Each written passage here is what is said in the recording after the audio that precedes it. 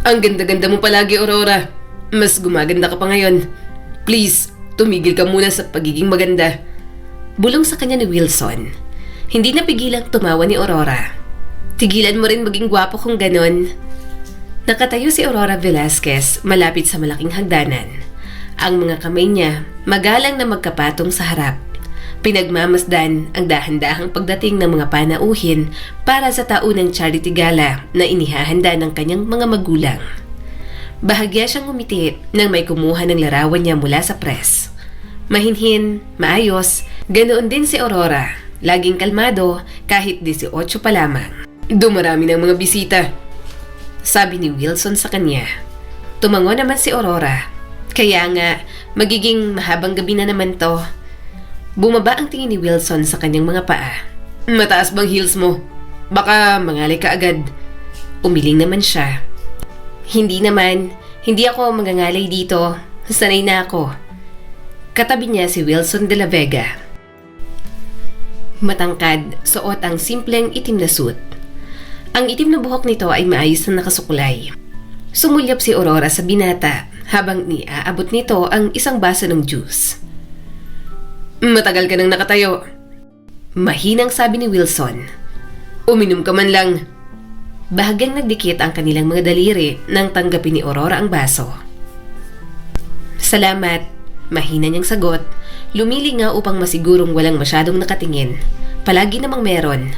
Magkaibigan na ang kanilang mga pamilya bago pa man sila matutong maglakad. Ang mga magulang ni Aurora ay may-ari ng Velasquez Shipping. Ang ama naman ni Wilson ay dati namang namamahala sa Pantalan bago pumanaw. At ngayon, ang ina ni Wilson ang nagpapatakbo ng restaurant na may iba't ibang branch sa Luzon.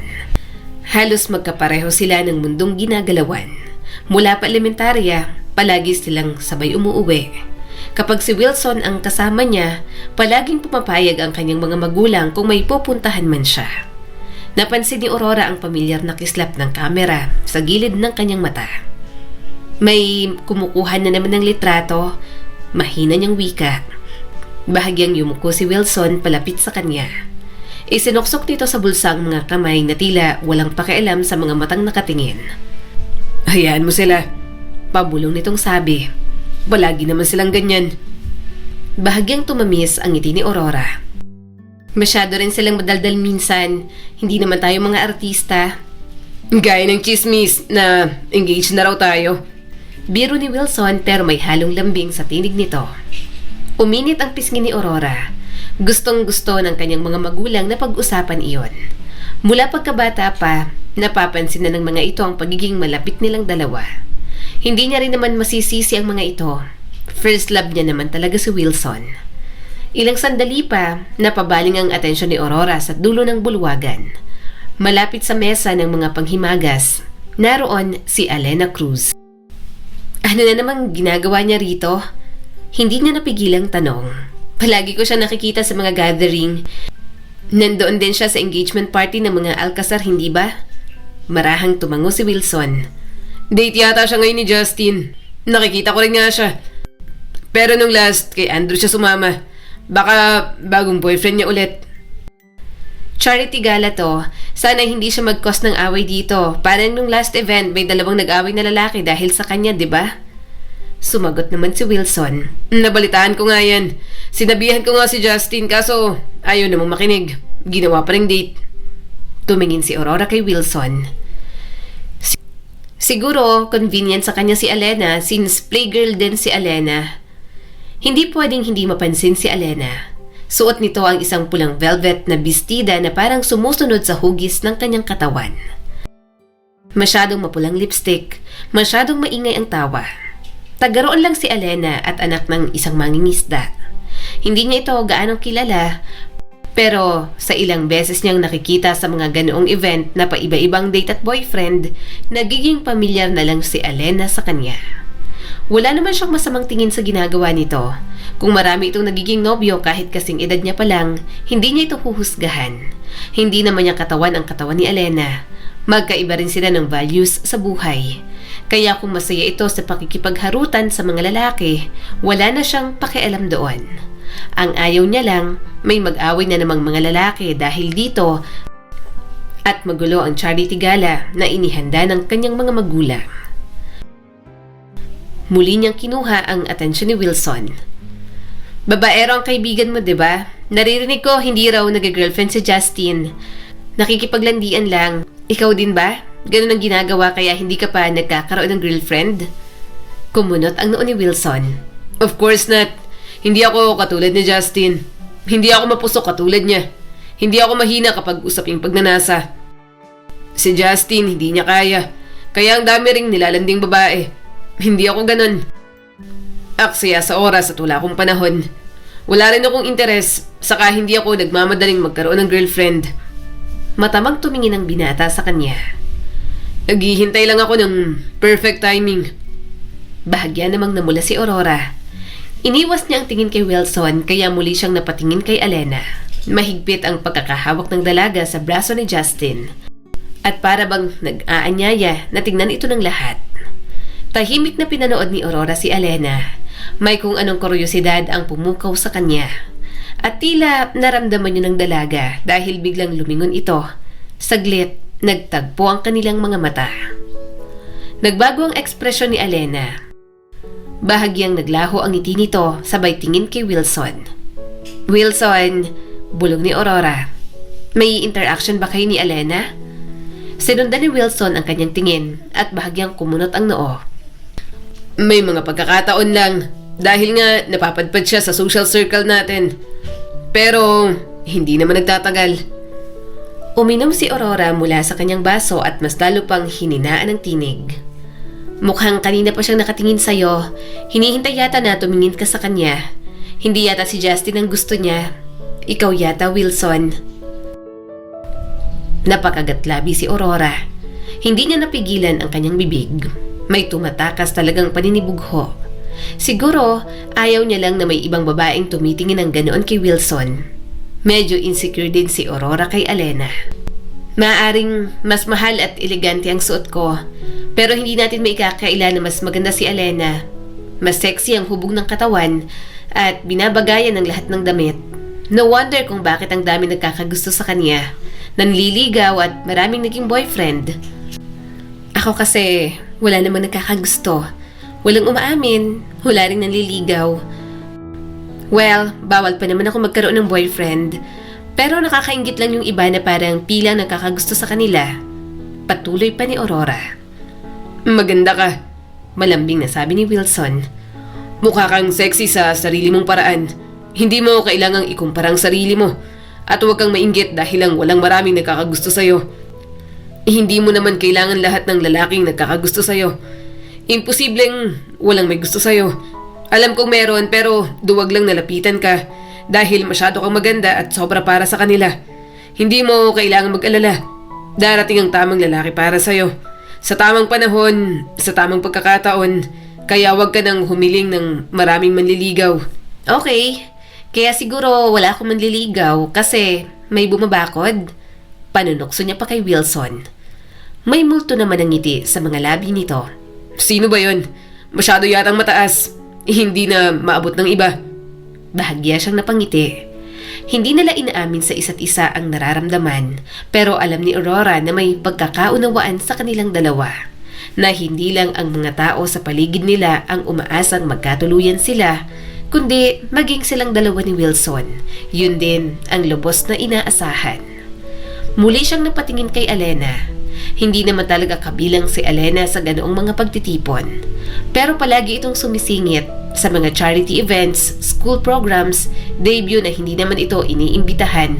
Palagi nga lang may paraan. Gusto mo bang lumabas muna para makalanghap naman ng sariwang hangin? Alok ni Wilson sa kanya. Nag-alinlangan si Aurora ngunit tumango rin. Sige, sandali lang. Baka hanapin tayo ng parents natin. Lumabas sila sa balkonahe. Dumampi ang malamig na simoy ng gabi sa balat ni Aurora. Dahilan para mapabuntong hininga siya ng may gaan. Ilang sandali silang tahimik. Kapwa nakahawak si Wilson sa railings ng balkonahe. Si Aurora na may tahimik na hawak ang baso gamit ang dalawang kamay. Gusto ko ang ganitong gabi, wika ni Aurora. Tahimik at simple. Sanay na naman ako sa mga ganitong event. Pero syempre, mas pipiliin ko pa rin na magstay sa bahay, magpainting o kaya magbasa ng libro. Sumulyap si Wilson sa kanya at bahagyang napangiti. Ganyan ka naman talaga. Mula pa noon, hindi mo hilig ang malalaking salo-salo o maraming kaibigan. Kaya nga tayo ang mas naging close, hindi ba? Alam ko na rin agad kung kailan ka pagod at kung kailan hindi. Tumango naman si Aurora. Ikaw, mahilig ka sa mga ganito? Hindi rin. Kumibot ang balikat ni Wilson. Mas gusto ko pa kapag ihahatid kita pa uwi pagkatapos ng klase. Bit-bit ang mga libro mo. Mga simpleng bagay lang kapag tayong magkasama. Mabilis din maubos ang social battery ko sa mga ganitong pagtitipon. Bahagyang natawa si Aurora na parang halos kasabay lang ng ihip ng hangin. Napaka-introvert pala nating dalawa na kailangan maging extrovert kasi masyadong malalaki at maraming gana ang mga pamilya natin. Siguro kung walang gana palagi, baka ang banding lang natin, mga simpleng lakad lang, library date, o mga simpleng pasya lang sa park o kaya picnic sa tabing dagat. Tumingin si Wilson sa kanya at napangiti. May kung anong hindi binibigkas na damdamin sa pagitan ng kanilang mga mata. Isang bagay na mahirap ipaliwanag pero masarap namang damhin. Gusto ko rin ang mga ganong klaseng bonding sa pagitan nating dalawa. Mahina nitong sagot. Kasi minsan, naiisip ko na baka kaya ka lang sumasama sa akin kasi wala kang choice. Magkalapit ang mga pamilya natin, kaya tayo na lang din ang close. Napayo ko si Aurora at mahinang tumawa. Hindi naging close tayo kasi gusto kita as a person, pati mga qualities mo. Hindi lang dahil anak ka ng mga magulang mo. Sana ganun ka rin sa akin. Ganun naman talaga ako sa'yo. Bulong ni Wilson. Nakipaglapit ako sa'yo dahil gusto ko talagang mapalapit sa'yo. Bago pa makasagot si Aurora, narinig nilang muli ang malakas na tawa mula sa loob. Si Alena na naman na malapit sa banda nila. Sumilip si Aurora sa loob, pinanood ang dalaga habang umiikot-ikot at kasamang hinihila si Justin. Nagtagpo muli ang kanilang mga mata at ngayon mas mabigat na ang tingin ni Alena. Parang may inggit, parang may galit. Mga damdaming hindi lubos maintindihan ni Aurora kung bakit natatanggap niya kay Alena. Kanina pa akong tinitingnan ni Alena, pabulong na sabi ni Aurora. Hindi ko alam kung dahil ba sa'yo o dahil hindi niya lang talaga ako gusto as a person. Hindi ko lang maintindihan dahil wala naman akong ginagawang masama sa kanya. Tigilan mo ng pagpansin kay Alena.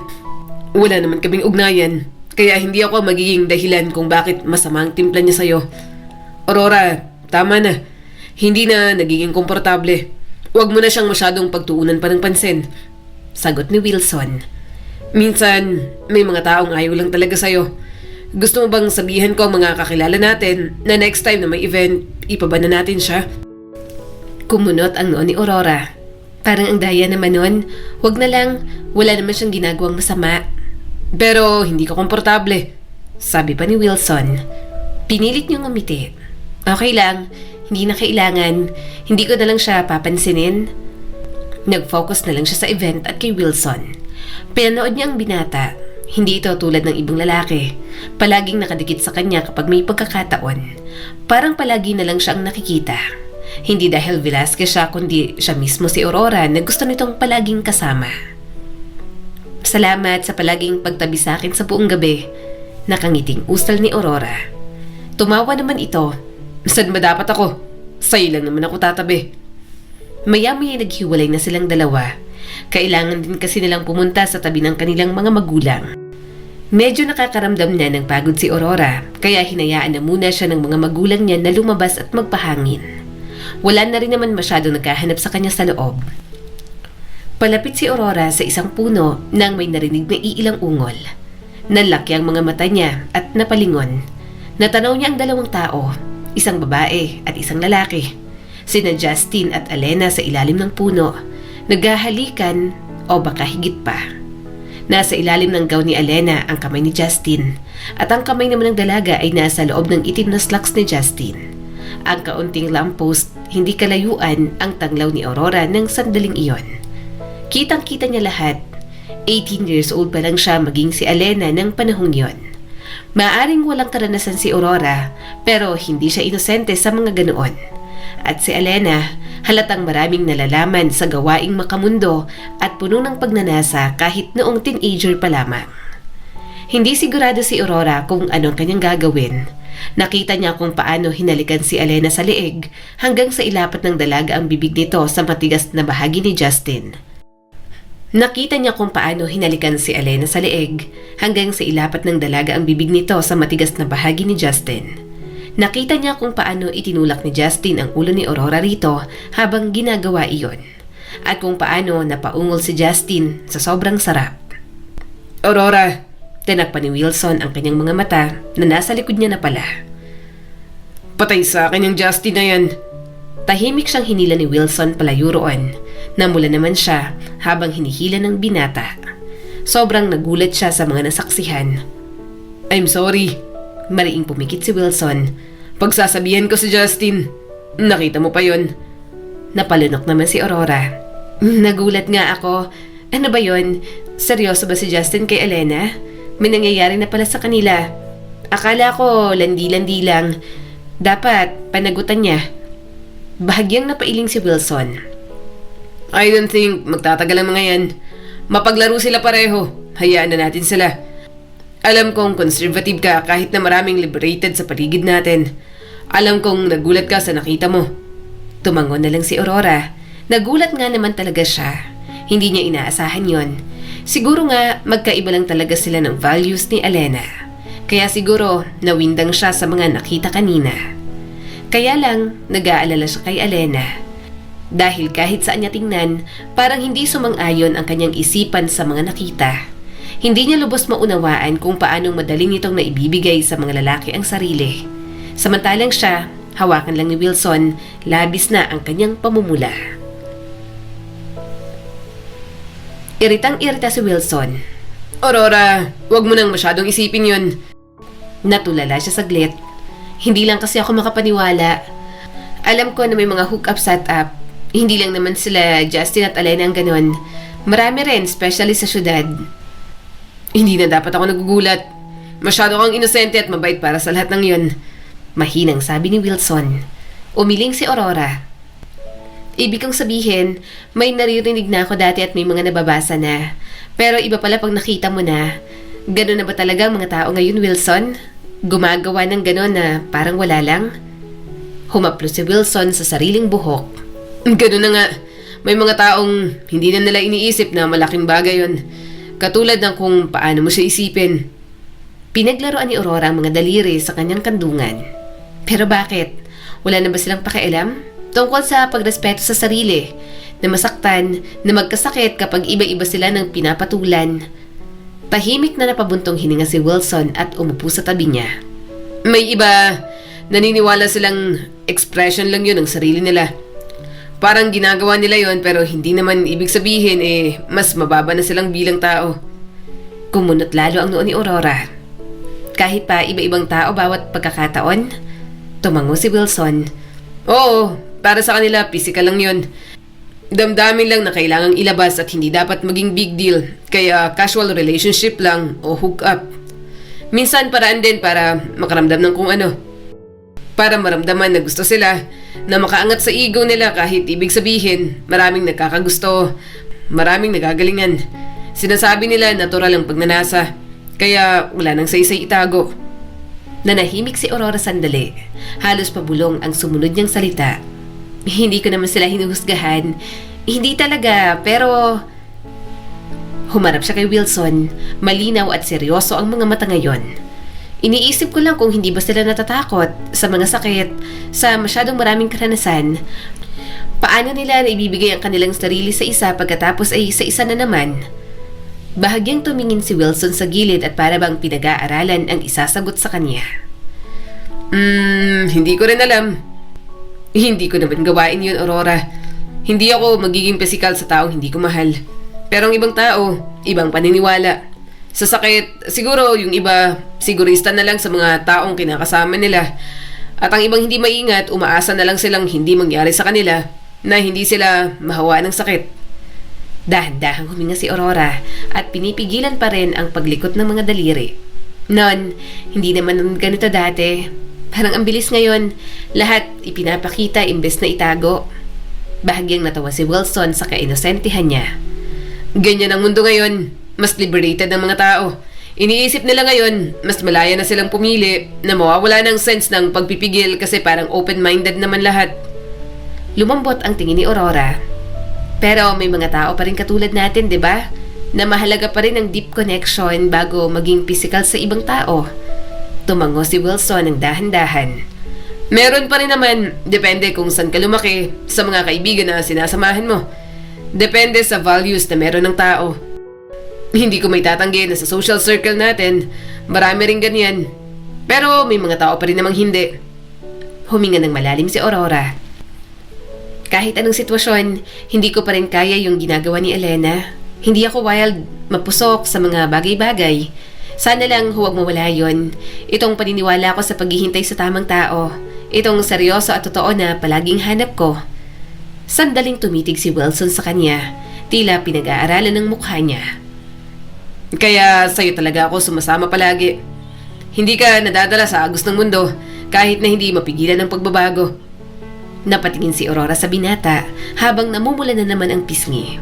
Ganon din naman si Wilson, kaya nga pinapahalagahan niya ito ng sobra at talagang tinatangi ng kanyang puso. Pagkatapos ng gala, nagpahinga na siya kasama ang mga magulang. Kahit 18 na si Aurora, habi pa rin ang kanyang mommy na suklayin ang buhok niya bago matulog. Hanggang ngayon, hindi pa rin ako makapaniwala na malaki ka na. Parang dati lang, sobrang nataranta kami nang ipinanganak kita. Naisugod ako sa public hospital dyan sa bayan dahil hindi kami makaalis dito sa isla para pumunta sa ospital kung saan ako dapat manganganak. Ang lakas ng ulan at hangin ng panahong malapit na akong manganak. Kaya nga nang humupan ang unos, ang doktor ko na lang ang pinapunta ng daddy mo sa isla. Napangiti naman si Aurora. Galit na galit ang langit nun, mommy. Baka ayaw po akong ilabas muna. Mahinang tumawa ang kanyang ina. Of course not. Ikaw talaga. Lahat kami sobrang saya nang dumating ka sa buhay namin, Aurora. Naglalambing siyang yumakap dito. Ako rin naman, mommy. Masaya po ako na kayo ang mga magulang ko ni daddy. Subalit kung ano ang kinaswerte ng buhay ni Aurora, yun naman ang ikinamalas ng buhay na kinasadlakan ni Elena. Malakas na isinara ni Elena ang pinto ng kotse. Inis na inis siya pagkababa mula sa tinted na SUV ni Justin. Hindi na siya lumingon pa. Tinangay ng hangin ang ilang hibla ng kanyang buhok pero hindi niya inalis. Masyadong mahigpit ang pagkakakuyom ng kanyang mga kamay. Elena, sandali lang. Tawag ni Justin mula sa likuran. Mabilis siyang humarap sa walang kwentang lalaki. Ano? Papaulanan mo na naman ako ng mamahaling regalo para sumama na naman ako sa'yo? Pero bigla mong sinabi na hindi naman pala ako katulad ng tipo mo? Kinamot ni Justin ang batok, tila hindi alam ang gagawin.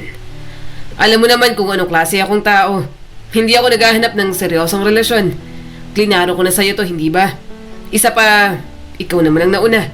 Ikaw ang akit sa akin at ipinagsiksikan ng sarili mo sa akin. Ikaw tong niluluhuran ako. Walang hiya ka? Tumawa si Elena ng matalim. Kasalanan mo rin kasi pinaasa mo rin naman ako. Seryoso lang kapag gusto mo akong dalhin sa mga hotel, bilhan ng bag na hindi ko kayang bayaran, at paasahin na baka mahalaga ako ng kaunti kaysa sa aso mo. Mahalaga ka naman sa akin. Mabilis na sagot ni Justin. Napapasaya mo ako. Napaurong si Elena. Ano? Ikaw lang ang masaya? Hindi ako papayag. Kumunot ang noo ni Justin. Hindi ko nga kayang gusto mo. Hindi ko kayang magseryoso sa'yo. Nagiging totoo lang ako. Gusto kita, Elena, kasi magaling ka sa kama.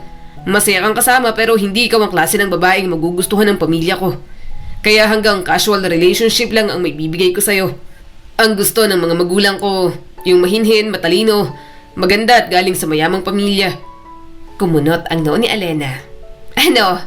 Sino? Katulad ba ni Aurora? Nagkakagusto ka rin kay Aurora? May tinatagong kulurin ng babaeng yon. Napabuntong hininga si Justin. Hindi mo kilala si Aurora. She's a nice young woman. Oo, parang katulad niyang gusto kong iharap sa pamilya ko. Pero hindi ko gusto si Aurora. Gusto siya ng kaibigan kong si Wilson. Umiwas siya ng tingin. Mas lalo lang naiinis si Elena. Marami siyang naririnig tungkol kay Aurora. Halos lahat ng sinusubukan niyang lalaki may pagtingin dito. Kaya ang selos at inggit na nararamdaman niya, Mas lalo lang umuusbong kahit na wala namang ginagawang masama sa kanya si Aurora. Hinawakan siya ni Justin sa braso at napansin niya agad ang pagdampi ng mga daliri nito sa kanyang dibdib. Gusto naman talaga kita. Gusto kita, Alena. Maganda ka at masayang kasama. Pero kung hilingin mo sa akin na magseryoso ako sa'yo, mahihirapan ako dahil magagalit ang parents ko. Ayaw nilang pumatol ako sa mahirap. Bahagya siyang umatras. Naniniwala siya na kung gusto, may paraan. Kung gusto talaga siya ni Justin, ipaglalaban siya nito kahit mahirap lang siya. Pero sa mga sinasabi ng binata, alam niyang nagsisinungaling lang ito para makuha ulit siya. Tigilan mo na, malabig niyang sagot. Hindi mo ako gusto. Gusto mo lang na ikama ako ulit. Bahala ka na sa buhay mo. Ayoko mag-aksaya ng oras sa'yo. Umawang ang bibig ni Justin. Alena naman, come on. Hindi ka ba nag-enjoy? Okay naman tayo sa isa't isa. Pareho tayo ng trip pagdating sa gusto nating dalawa. Bahagyang natawa si Alena. Pareho tayo ng trip, pero gusto ko ng assurance at commitment. Palipat-lipat ako ng lalaki dahil katulad ka lang ng mga lalaking ayaw akong seryosohin. Totoo lang ako sa sarili ko. Hindi ako nagmamalinis pero hindi ako popok na mananatili sa'yo kung hindi ko naman nakukuha ang gusto ko. Simula pa lang, malinaw na gusto ko may patutunguhan to. Pero kung ganito mo ako tratuhin, parang pantawid lang sa pagnanasa mo, tapos na tayo. Maghanap ka ng ibang babaeng magtsatsaga at luluhod sa'yo. Taas noong tumalikod si Alena. Bumalik siya sa eskinita papunta sa siksik na barangay kung saan sila nakatira.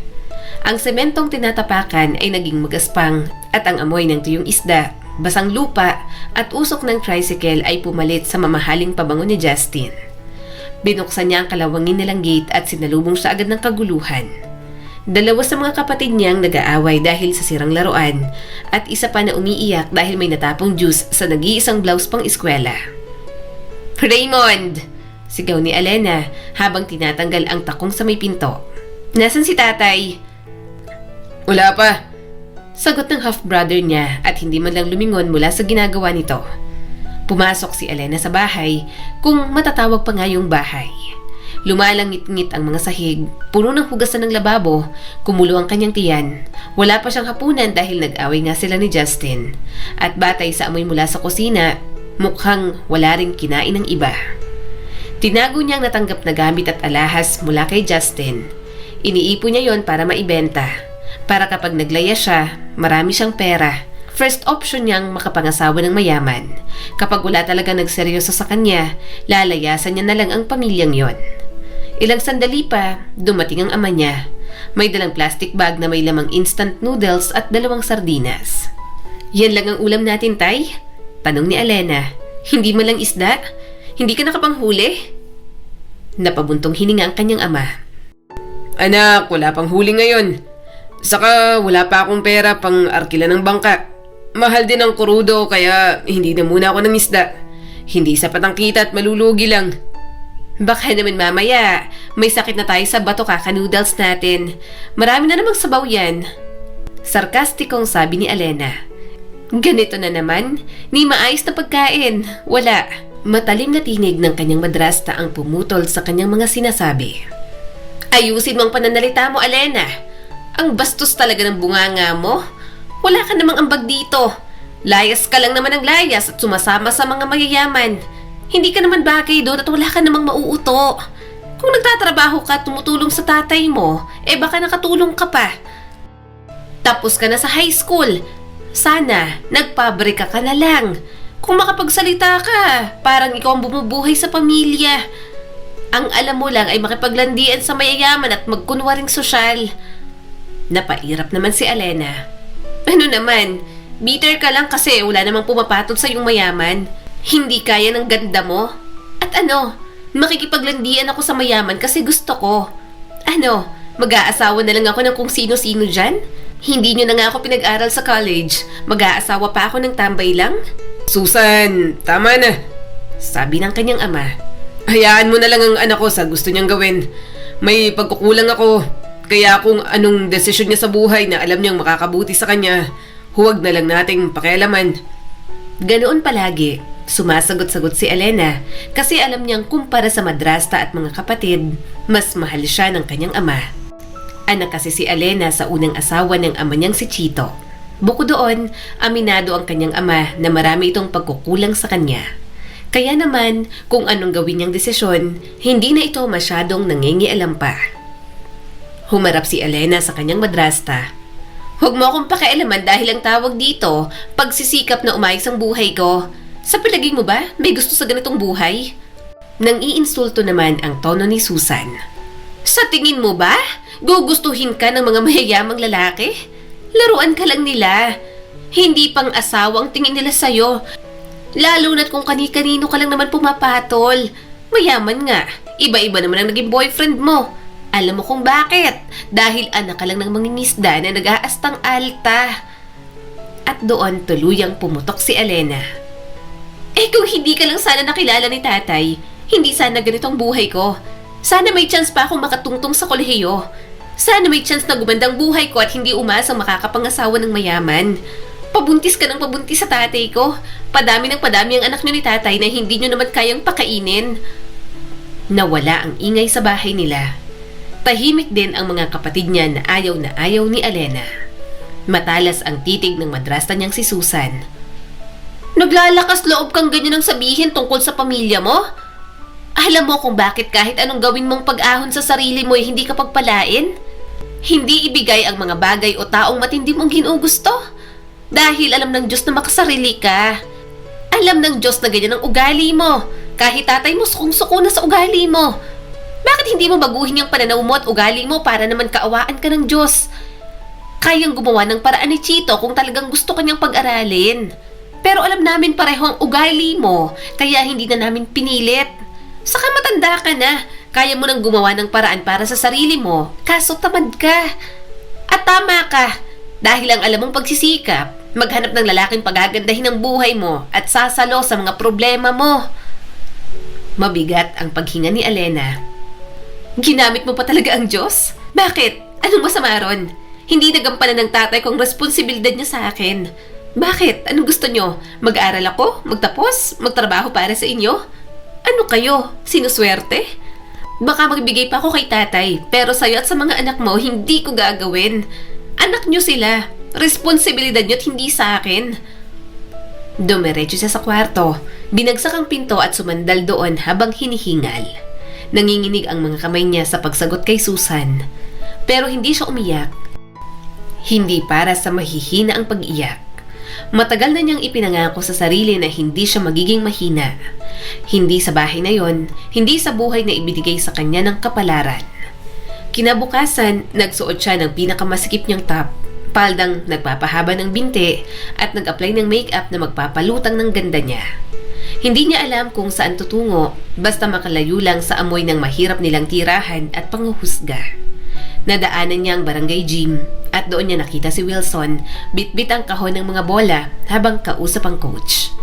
Maayos ang itsura ni Wilson, masyadong disente para sa edad nito. Nakabutones, malinis ang gupit at parang malinaw palagi ang goal sa buhay. Isa si Wilson sa talagang gustong-gusto niya pero hindi niya makuha. Mayaman, mabango, matangkad, gwapo at mukhang seryoso sa babae. Hindi rin mababa ang tingin sa mga mahihirap at pakiramdam niya ipaglalaban si Elena kapag minahal siya. Yun nga lang, marami rin ang nakakaalam na si Aurora ang gusto ni Wilson. Lumapit si Elena at marahan ang galaw ng balakang. Tumingin si Wilson sa kanya dahil napatingin ang kausap nito sa kanya. "Hi Wilson, nagdo-donate kayo ng bola?" Matamis na ngumiti si Elena. Marahan lang itong tumango bago bumaling sa coach. Nagpaalam ng mga ito sa isa't isa kaya umalis na si Wilson. Agad namang humabol si Elena. "Wilson!" ngiti niyang sabi. "Hi, may pupuntahan ka ba? Busy ka ba ngayon?" "Oo," sagot ni Wilson. Tumango si Elena, pinapanood ang mukha nito na palaging kalmado. "Crush mo siya, no? Si Aurora?" Bahagyang natigilan si Wilson at tiningnan siya. "Gusto ko lang na paalalahanan ka. Kayo ni Justin, na kung may gagawin kayo, pwede ba sa kwarto na lang, sa mas pribadong lugar?" Napawi ang ngiti ni Elena. Medyo awkward yun para sa kanya. Gusto niya si Wilson at gusto niyang makuha ang puso nito. Pero nakita pala nito ang ginawa niya kay Justin sa may ilalim ng puno noong charity gala. Napalunok si Elena. Wala na kami ni Justin. Hindi naman siya seryoso sa akin. Kalimutan mo na sana kung may nakita ka sa amin.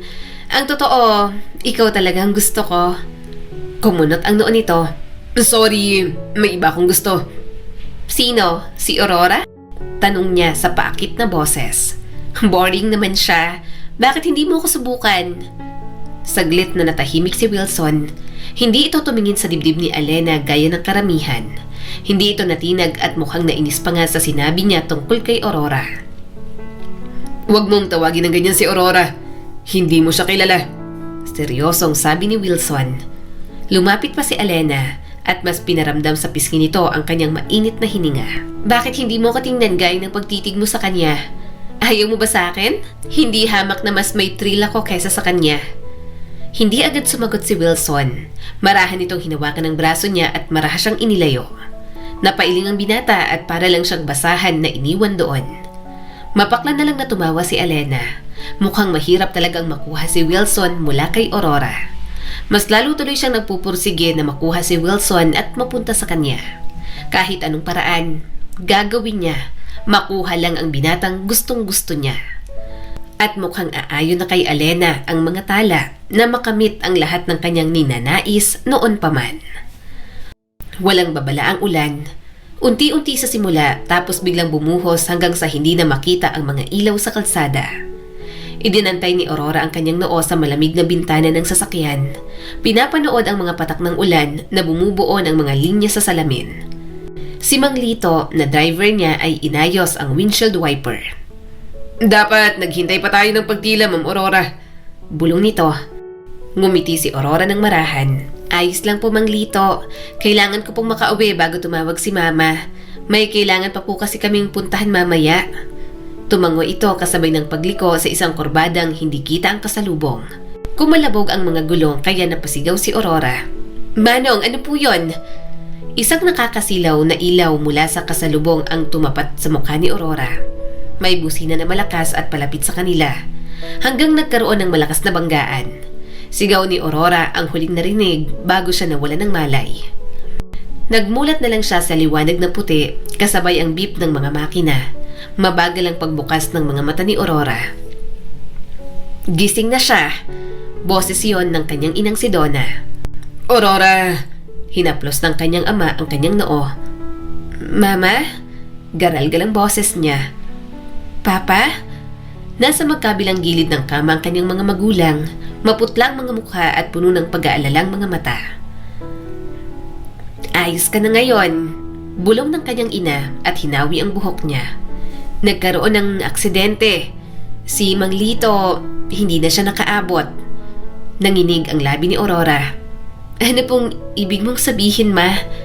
Hinawakan ng ama niya ang kanyang kamay. Dead on arrival si Mang Lito, Aurora. Ikaw, tumama ang ulo mo.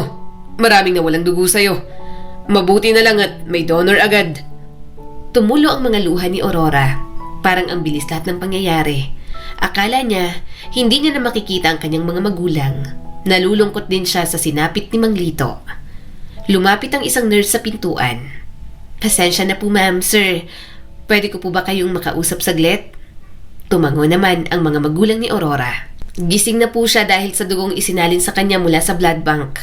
Pero kailangan niya pa po ng karagdagan, sir. Pangalawang beses na pong nagkaroon ng confusion sa blood type ng anak ninyo. Kailangan po namin ng match kaagad. Pero hindi po kayo pareho ng type sa record.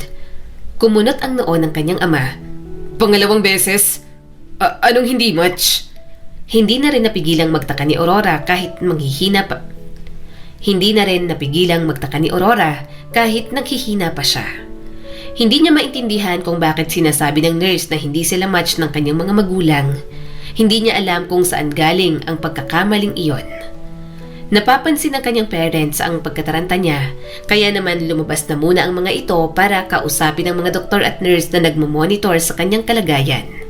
Sakto namang pumasok si Wilson, kaya may bantay na siya. Wilson, mahinang tawag ni Aurora. Nangingislap ang mga luha sa mga mata ng binata. Aurora, tinakot mo ako. Kumusta ang pakiramdam mo? Masakit. Hinaplos nito ang kanyang buhok. Please, maging ligtas ka palagi. Parang nakalimutan kong huminga nang makita kitang duguan at critical ang kondisyon, Aurora. Pinilit niyang umiti. Pasensya na. 3 araw ang lumipas, mas maayos na ang lagay ni Aurora, kaya nailipat na siya sa private room. Halos araw-araw pa rin dumadalaw si Wilson. May dalang libro, may mga kwento sa eskwela, at pinapatawa siya sa mga pang-aasar nito. Tahimik ka ngayon, sabi ni Aurora habang kumakain ng mansanas. Nag-alinlangan si Wilson. Nag-iisip lang. Tungkol saan? Bahagyang napangiti ang binata. Sa atin, sa buhay. Paano kung isang araw, lahat ng akala mong totoo, biglang hindi pala? Kumunot ang noo ni Aurora. Bakit mo naman nasabi yan? Ewan, nang makita kitang nakaratay dito, naisip ko kung gaano kabilis magbago ang lahat. Natakot ako bigla na baka isang araw magbago na ang lahat at hindi pa natin nagagawa ang mga bagay na gusto nating gawin. Sandaling natahimik si Aurora. Pangalawang buhay niya na yon, kaya pinapangako niyang hindi niya yon sasayangin. Pero ang pangalawang buhay na yon, talagang literal na nagpabago talaga sa buhay ni Aurora. Lumipas ang mga buwan, napansin ni Aurora na palaging nag-aaway ang kanyang mga magulang. Tinatanong niya kung anong problema, pero sinasabi lang ng mga ito na kaunting tampuhan lang. Pero iba ng araw na yon. Baka naman pagkakamali lang, bulong ng kanyang ina habang nanginginig ang tinig. Hindi ito pagkakamali, Donna. Mas mababa at mas basag ang boses ng papa niya. Kumpirmado ng DNA test. Si Aurora, hindi siyang tunay nating anak. Kailangan nating tanggapin yan at kunin ang totoo nating anak na matagal nang nawalay sa atin. Hindi pwedeng wala tayong gawin. Paparusahan ko ang mga taong nagpabaya kaya nangyari to. Pero kailangan nating alalahanin ang totoo nating anak na hindi natin nakapiling, Donna. Parang nakalimutang huminga ni Aurora. Nanlambot ang kanyang mga tuhod, kaya napilitan siyang humawak sa dingding para hindi bumagsak. Parang umaalingaw-ngaw ang mga salitang yon sa lahat ng sulok ng kanyang pagkatao. Itinulak niyang pinto, sabay na lumingon ang kanyang ama't ina. Namutla ang mama niyang si Donna na halatang gulat na gulat. Aurora, ano pong ibig niyang sabihin na hindi ako ang anak ninyo? Tanong niya habang nanginginig ang tinig. Ano to? Agad tumayo ang kanyang ina mula sa upuan. Anak, hindi ganito ang plano namin. Ayaw naming malaman mo sa ganitong paraan. Tinitigan ni Aurora ang mga magulang na kinamulatan niya. Paano niyo po sana sasabihin na hindi niyo po ako anak all this time? Dahan-dahang tumayo ang kanyang ama. Aurora, matapos ang aksidente, humingi ng dugo ang mga doktor. Pero hindi tugmang blood type mo sa amin. Bilang mga magulang mo, nabahala kami. Pero naluluha na ang mga mata ni Aurora. Ayaw naming saktan ka, pero nagpumilit ang papa mo na magpa-test. Kailangan naming malaman. Parang nanigas ang buong katawan ni Aurora. At ngayon, alam nyo na, hindi ako sa inyo. Huwag mong sabihin ng ganyan. Ani ng kanyang ama at marahang lumapit. Anak ka pa rin namin. Ikaw pa rin. Walang test na pwedeng burahin ang 18 taon natin.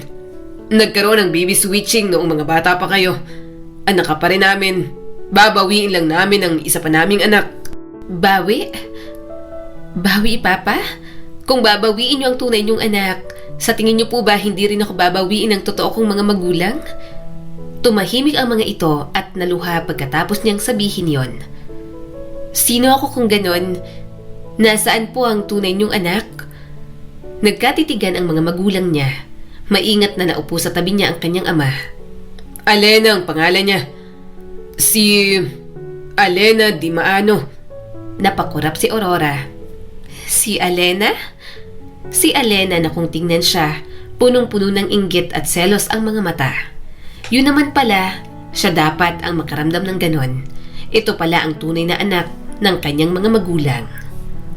Kilala ng lahat si Alena, ang mapusok, liberated at walang pakialam na anak ng isang mangingisda. Alena, anak ni Mang Chito? Ibig sabihin siyang tatay ko? Sila ang pamilya ko? Tumango ang kanyang ama ng mabagal. Tumango ang kanyang ama ng mabagal. Hindi pa nila alam. Sasabihin pa lang namin ng mama mo pero nag-aaway kami ni Donna dahil ayaw niyang magulo ang lahat. Pero sana maintindihan mo na hindi naman pwedeng pabayaan namin si Elena. Siya ang tunay naming anak. Isa pa, nasa legal na edad na naman kayo. Kaya alam kong may boses ka para piliin kami at huwag sumama sa totoo mong pamilya. Ayaw din ng mga ito na ibalik si Aurora sa totoong magulang niya. Naisip niya na unfair yun. Parang lumabas na hindi niya piliin ang kanyang totoong ama dahil lamang mahirap ito. Bukod doon, anong iisipin ni Elena kung mananatili siyang kasama ng mga ito? Pakiramdam ni Aurora, magiging sampid lang siya roon. Lumapit si Donna at lumuhod sa harap ni Aurora. Hindi namin alam, anak. Pinalaki ka naming ikaw ang anak namin. Yun ang katotohanan sa puso namin. Kaya kahit kunin namin si Elena, hindi kami papayag na kunin ka rin nila sa amin. Kami ang nagpalaki sa'yo. Matutugon na namin lahat ng kailangan mo. Kaya huwag mo na silang kilalanin, ha? Sa amin ka pa rin. Mainit ang luhang dumaloy sa pisngi ni Aurora. Mama, aminado kami. Bulong ng kanyang ina. Natatakot kami. Takot kaming magbago ang lahat. Pero kakausapin natin sila. Kakausapin namin si Chito. Wala naman siyang maibibigay na magandang buhay sa'yo. Kaya baka maintindihan niya kung sa amin ka pa rin pagkatapos ng lahat ng katotohanan ito. Tiningnan ni Aurora ang kanyang mga kamay. Ang mga kamay na akala niya'y namanan niya sa kanyang ina. Pilit niyang inalala kung may sandali bang nakita niya ang sarili niya sa mukha ng mga magulang niya. Niloko lang ba niya ang sarili? O sadyang minahalang siya ng sapat para hindi niya na mapansin na hindi pala siya anak ng mga ito? Kaya nang magharap-harap na sila, hindi mapawi ang bigat ng tensyon sa loob ng mansyon. Naupo si Aurora sa gilid ng sofa habang katabi si Donna. Ang bahay na dati kanlungan, ngayon ay parang banyaga. Parang bawat ilaw, bawat larawang nakasabit sa dingding ay may lihim na ibubunyag. Dumating na ho sila, saad ng mayordoma. Pumasok sa sala si Mang Chito. Sa tabi nito, si Elena na nakasimangot at matalim ang tingin sa kanya. Magandang gabi, Ani Chito. Hindi ko alam kung bakit nyo kami pinatawag pero pumunta pa rin kami ng anak ko. Salamat sa pagpunta, Chito, Sagot ni Arturo at saglit na tumagal ang tingin kay Elena. Alam naming hindi ito ang inaasahan pero kailangan nyo ring malaman ang totoo. Kumunot ang noo ni Chito. Inilapag naman ni Arturo ang isang envelope na naglalaman ng DNA results. DNA results namin yan ng asawa ko kay Aurora. Hindi namin siya anak, kaya pinaimbestigahan namin. At kay Elena kami tinuro, kaya palihim kami kumuha ng sample sa kanya. At sa kanya, naging positive.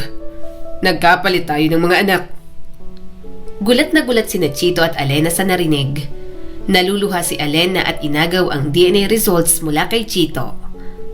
Mama, usal ni Aurora at naiiyak na rin. Humigpit ang hawak ng kanyang ina sa kamay niya. Magiging okay din ang lahat. Mas lalo siyang naluha dahil alam niya, simula ng gabing yon, marami nang magbabago. Tumulo ang mga luha ni Elena at tiningnan ang totoo nitong mga magulang. Ibig sabihin, ako ang anak niyo? Ako at hindi si Aurora? Tumango naman si Arturo. Oo, totoong anak ka namin. Hindi na napigilang humikbi ni Elena. Para bang may nawalang nakadagan sa dibdib nito.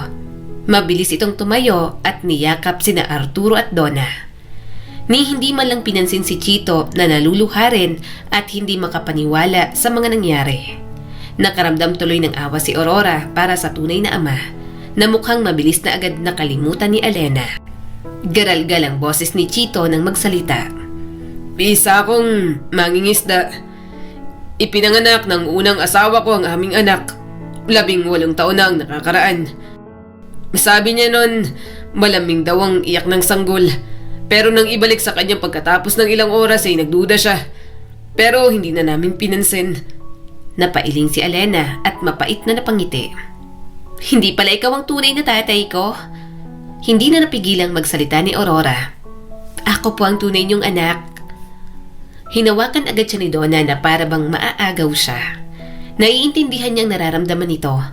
Pero hindi naman nila pwedeng baliwalain ang nararamdaman ng kanyang tunay na ama na si Chito. Nagsalita agad si Donna. Gusto naming kunin si Alena, pero please, hayaan mo na sa amin si Aurora. Hindi siya sanay sa hirap. Ibibigay namin ang buhay, magandang buhay na nararapat sa kanya. Masamang tumingin sa kanya si Alena. Parang ayaw nito ang ideyang yon. Pero hindi makakontra dahil hindi pa kapa ang ugali ni Don at Arturo. Hindi ko kukunin si Aurora. Sagot ni Chito at puno ng lungkot. Pasensya na kayo. Hindi ko napalaki ng maayos si Alena. Sinikap kong mabigyan siya ng maayos na buhay. Napag-aral ko pero hanggang high school lamang. Kaya kahit na nasasaktan ako sa lahat ng to, napanatag ako na kayo ang totoong magulang ng batang pinalaki ko. Matamang tumingin sa kanya si Chito. Naluluha at parang ayaw pero wala namang magawa.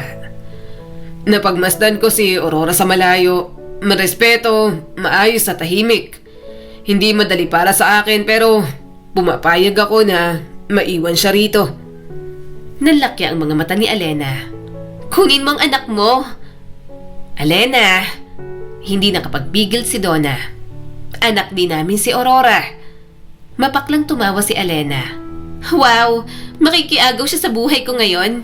Inagaw na nga niya ng ilang taon ng buhay ko. Tumingin si Aurora sa dalaga. Hindi ko kinuha ang buhay mo. Pareho tayong biktima rito. Hindi natin alam kung anong totoo. Kaya nga, bulalas ni Alena. At alam niyong lahat na mas dehado ako. Mas biktima ako dahil akong lumaki sa mahirap na buhay. Kaya tama lang na sumama ka sa tatay mo, hindi ba? Kumunot ang noo ni Aurora. Ganyan mo pagsalitaan ng tatay na nagpalaki sa'yo? Oo, kasi wala namang nagawang maganda yan sa buhay ko. Nakakapagsalita ka ng ganyan kasi lumaki ka sa buhay ko. Hindi mo paramdam kung paano maging anak ng isang mangingisda. Bakas ang hinanakit sa boses ni Alena. Nabuhay kang parang prinsesa. May party, alahas, private tutors, sasakyan. Ako? Nagtatanggal ng bituka ng isda, nagpapakain ng 5 kapatid, at naghahati-hati sa sardinas at noodles na lunod sa sabaw. Naiintindihan ni Aurora na mahirap ang pinagdaanan ni Alena, na hindi naman ito deserve yun. Pero hindi niya lubos maisip na hindi gumawa ng paraan si Chito para mapalaki ito ng maayos. Pakiramdam niya naman na mabuting ama si Chito, talagang mahirap lang ang buhay at walang pinag-aralan, kaya hirap na hirap umangat. Ramdam niya rin na hindi si Alena ang klase ng tao na magpapasalamat sa maliit na bagay. Yun nga hindi mo alam. Habang ako kabisado ang gutom at lamig. Ikaw sa kama na maganda at kwartong may aircon. Ako sa kutsyon na may daga. Patuloy pa ni Alena habang umiiyak. Tumayo si Chito. Alena, tama na. Alam ko sa sarili kong hindi ko naibigay ang lahat sa'yo. Pero nakatungo ang Diyos na nagsusumikap ako para sa'yo. Binigay ko pa rin ang mga pangangailangan mo. Pero hindi sapat yun sa akin. At ngayon mayaman pala ako. Anak nila ako. Mas lalo akong namumuhi sa naranasan kong hirap na mabuhay sa piling mo, tay. Napatingin si Aurora sa tunay niyang ama. Siya ang nasasaktan para kay Chito. Hindi siya makapaniwala sa mga sinasabi ni Alena. Huminga ng malalim si Chito. Sana maging masaya ka na, Alena. Gusto ko lang na magkaroon ka ng mas mabuting buhay. Alam kong hindi ko maibigay ang meron sila. Kaya kung gusto mong manatili rito, o kung pipiliin nilang panatilihin si Aurora, tatanggapin ko. Basta't makabubuti sa inyong dalawa. Sinabi na ngang dalhin mo ang anak mo. Umiiyak na singhal ni Alena. Tumahimik ang lahat. Pagkatapos nun, umalis na si Chito. Gusto niyang sundan, pero hinawakan siya ng kanyang ina. Natapos ang gabing yon na dinala ni Arturo si Alena sa magiging kwarto nito. Samantala, nanatili naman sa kanyang tabi si Donna. May mga issue pa, may mga bagay na hindi pa napag-uusapan. At kahit na gano'n ang setup nila, alam niyang hindi na magiging kasing tiwasay gaya ng dati ang lahat. Sa mga lumipas na araw, hindi matigil si Alena sa pagpaparinig sa kanya. Walang pagkakataong hindi siya nito inaaway, sinusumbatan ng kung ano-ano. Kaya niyang tiisin yon, pero ang hindi niya kaya, nagdudulot pa yon ng problema kina Arturo at Donna. Kumusta ka, Aurora? Tanong ni Wilson sa kanya. Dinaan na lang niya sa tawa ang lahat. Ikaw, kumusta? Bakit hindi ka pumupunta sa abroad? Mag-aaral ka dun, di ba? Napakagatlabi si Wilson. Hindi kita kayang iwan. Pagkatapos ng lahat ng nangyayari sa'yo ngayon. Huminga siya ng malalim. Wilson, hindi mo kailangan isakripisyo ang oras mo sa pag-aaral para sa akin. Alam mo, umalis ka man o hindi na mapipigilan ang pagbabago sa buhay ko. Hindi nila ako totoong anak. Si Elena dapat ang nasa posisyon ko ngayon. Baka nga dapat kayo talagang close. Umiling naman si Wilson. Wala akong pakialam kay Elena. Bahagya siyang napangiti. At least, sa dami ng pagbabagong nangyayari sa kanyang buhay, may isang nanatili. At yun ay si Wilson na mahal niya.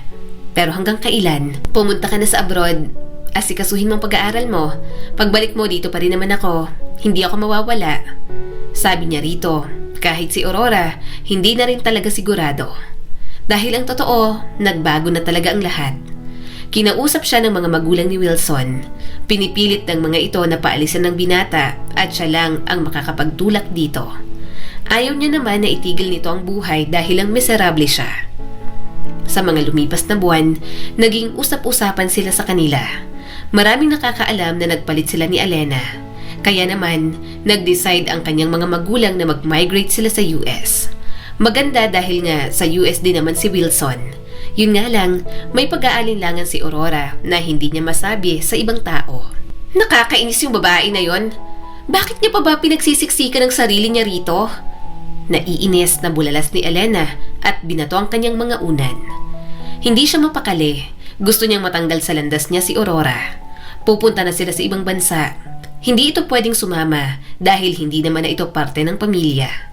Pakiramdam din niya hanggang nasa paligid niya si Aurora, hindi tuluyang magbabago ang kanyang buhay at mababaling ang atensyon ng mga magulang niya sa kanya.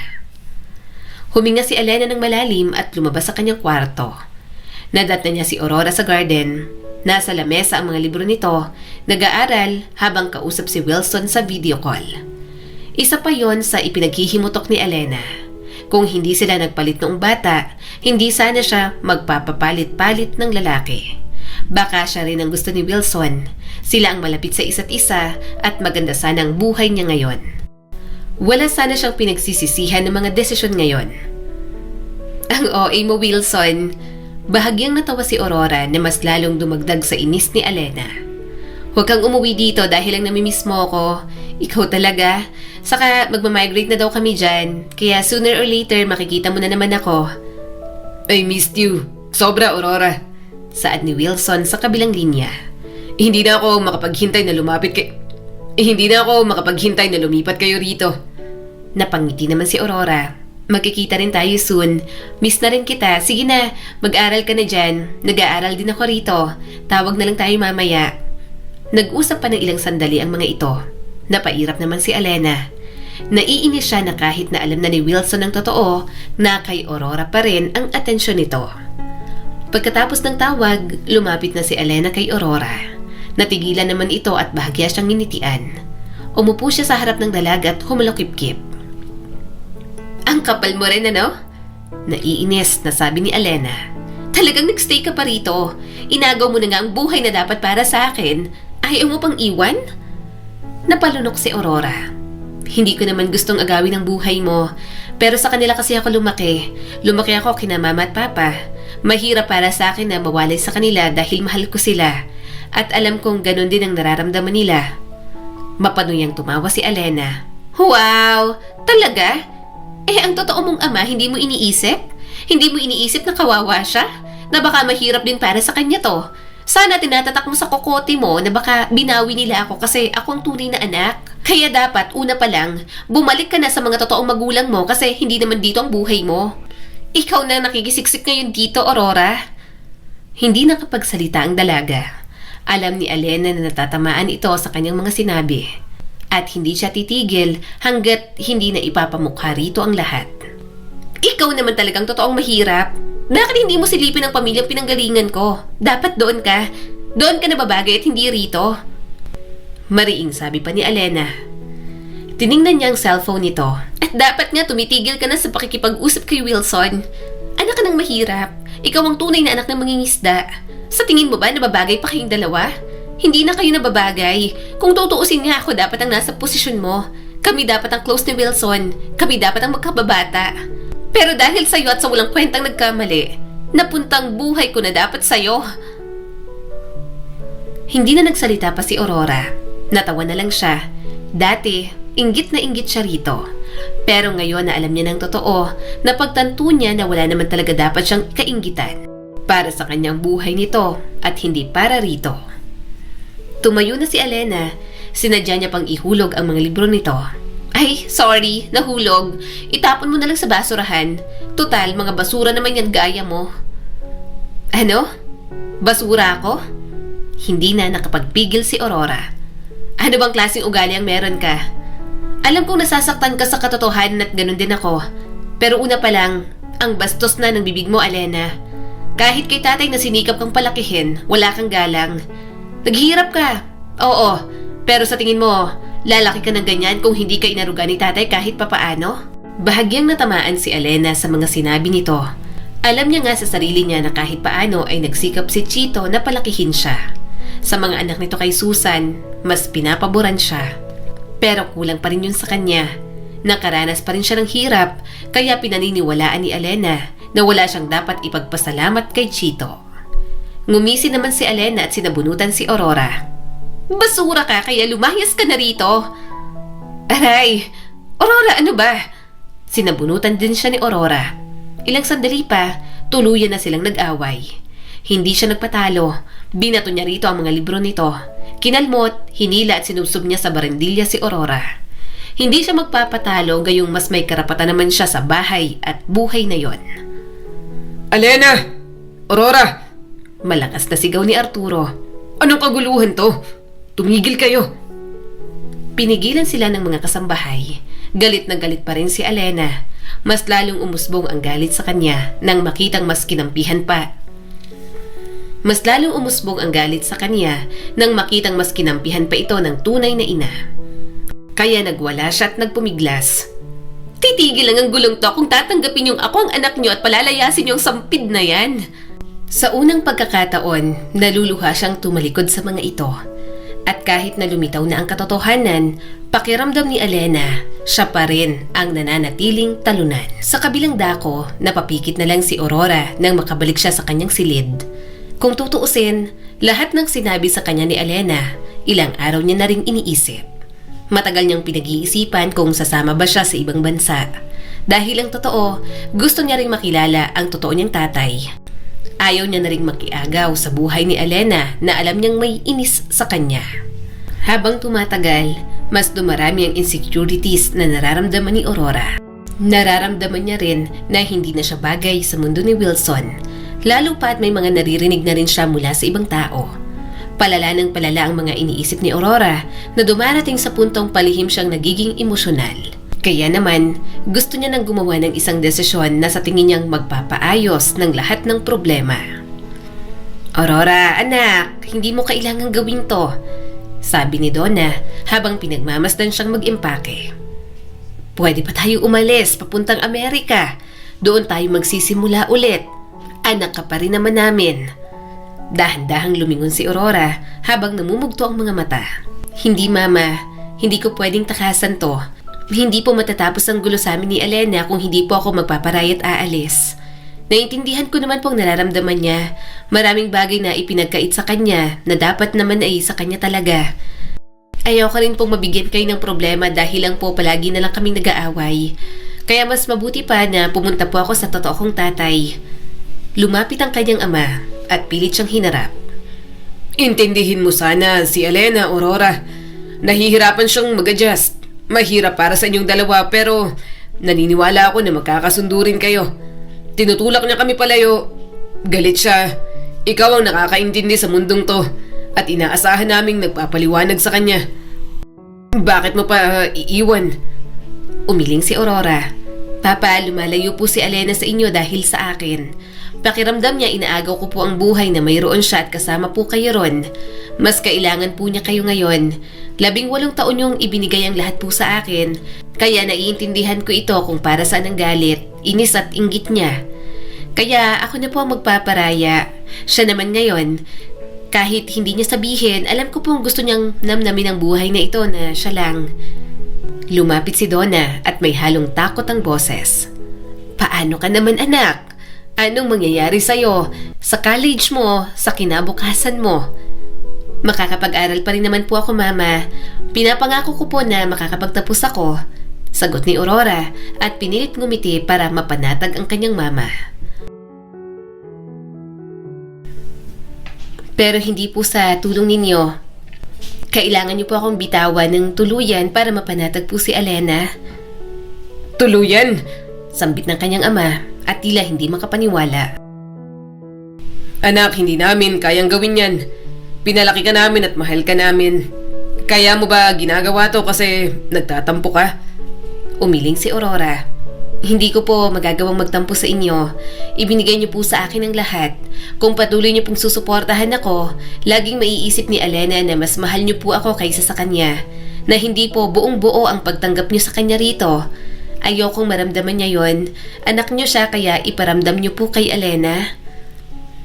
Tumulo ang luha sa pisngi ng kanyang ina. Pero anak ka pa rin namin, Aurora. Kahit hindi ka namin anak sa dugo, ikaw pa rin ang baby girl na pinalaki ko. Huwag mo namang gawin to. Lumapit si Aurora at niyakap ang ina. Nasasaktan ang kanyang puso na maiwan ang mga magulang niya. Ayaw niya naman talagang gawin yon. Pero hindi magkakaroon ng kapayapaan sa pagitan nilang lahat kung mananatili si Aurora roon. Pinalaki niyo ko, minahal niyo ko. Yun ay hindi po mawawala kahit na umalis po ako sa poder ninyo, kahit malayo po kayo sa akin. Pinunasan niya ang mga luha ni Donna. Pero panahon na po para bumalik ako sa pamilyang pinagmulan ko. Lumapit ang kanyang ama at niyakap silang dalawa. Tahimik silang nagyakapan sa gitna ng silid. Isang pamamaalam na hindi sino man ang may gustong maranasan. Dinudurog mo ang puso namin, Aurora. Bulong ng kanyang ina. Mas lalo niyang niyakap ang mga ito. Alam niyang dinudurog niya ang puso ng mga magulang, pero yun lang ang paraang alam niyang magpapahilom sa kanilang lahat. Ilang oras ang lumipas, bumaba si Aurora sa ingranding hagdan ng mansyon sa huling pagkakataon. Katabi niya ang maliit na duffel bag, maleta at isang kahon ng mga personal niyang gamit. Lahat ng iba pa, pinili niyang iwan. Inabot ng kanyang ina ang isang sobre. Kaunting pera lang, pang-allowance mo. Umiling si Aurora. Hindi, Mama. Kailangan kong patunayan sa sarili ko na kaya ko, na may dignidad pa rin ako kahit wala ng mundong kinalakihan ko. Huminga ng malalim ang kanyang ama. Bukas pa rin ang pinto para sa'yo. Kahit wala na kami rito, pwede mong kunin ang mga gamit mo. Tumuloy sa silid mo. Magsabi ka lang sa mayordoma kapag wala na kami. Kahit na sinasabi mong gusto mong putulin ang ugnayan mo sa amin, hindi mo kami mapipigilan na makibalita pa rin sa'yo. Ngumiti si Aurora habang nanginginig ang labi. Salamat po sa pagmamahal niyo sa akin. Sana balang araw, maging sapat na ako para harapin kayo muli. Sana maging okay na si Alena. Dahan-dahang bumukas ang pintuan. Lumabas si Aurora at sumakay sa kotse. Dinukot niya ang cellphone mula sa bulsa. Pangalan ni Wilson ang naka-flash na may 15 missed calls. Saglit siyang napaisip habang nanginginig ang mga daliri. Parte ng dati niyang mundo si Wilson, kaya napagpasyahan niyang huwag na ulit itong kausapin. Maaabala lang ito sa pag-aaral sa ibang bansa. Bahagi rin si Wilson ng mundong kailangan niyang iwan at yon ang pinakamasakit. Pagkababa ni Aurora, sinalubong siya ng amoy ng alat, usok at isda. Napalingon ang ilang tao sa kanya. Nasa di kalayuan ng isang maliit na barong-barong kung nasaan si Chito. Nagulat ito nang makita siya. Aurora, anong ginagawa mo rito? Tanong nito. Tatay, mahinang sabi ni Aurora at bahagyang yumuko. Pwede po bang dito na ako tumira? Namasa ang mga mata ni Chito at parang hindi alam ang gagawin. Bakit ka nandito? Bumalik ka ron sa pamilyang nagpalaki sa'yo. Maghihirap ka lang dito. Malungkot ang ngiti ni Aurora. Gusto ko po dito. Okay lang po na maghirap dahil dito naman po talaga ako. Hindi ko po kayang sumama sa Amerika at kalimutan na may tunay akong tatay na maiiwan. Binuksan ni Chito ang gate na kinakalawang at sinara habang naluluha. Hindi ito kasing rangyan ng mansyon, iha. Pasensya na't siksikan din tayo sa loob dahil sa mga kapatid mo. Tumango si Aurora at pumasok. Nang nasa loob na, nagulat ang mga taong naroon. May isang babae, 2 lalaki, 2 bata at isang parang 2 taon. Nasa sahig ang mga ito at kumakain. Bahagya siyang napangiti. Hi, mga kapatid ko po sila. Umawang ang bibig ni Chito at hinila ang mga anak. Oo, mga kapatid mo sila. Anak ko sila kay Susan. Si Susan ang pangalawang asawa ko. Tumingin naman si Aurora kay Susan at tipid ng umiti. Hi po at Tita Susan. Nanlaki ang mga mata nito habang nakatingin sa kanya. Ang sosyal naman itong anak mo. May patita pa. Ano po bang gusto niyong itawag ko sa inyo? Mahinhin niyang tanong. Tumawang isa sa kanyang mga kapatid na lalaki na binata na. Iyan na ba si Ate Aurora? Ang galang at ang bait ah. Kala ko masama rin ang ugali kasi galing sa mayaman. Tiningnan ni Aurora ang kanyang mga kapatid. Mukhang kahit sa mga kapatid, hindi rin malapit si Alena. Pero para sa kanya, gusto niyang makilala ang mga ito. Kahit kapatid niya lang sa ama, masaya siyang malaman na malaki pala silang pamilya. Hinawakan ni Chito ang kanyang likod. Pagpasensyahan mo na sila. Nabibigo lang ang mga yan. Kay Susan, pwede mo siyang tawaging Nanay Susan.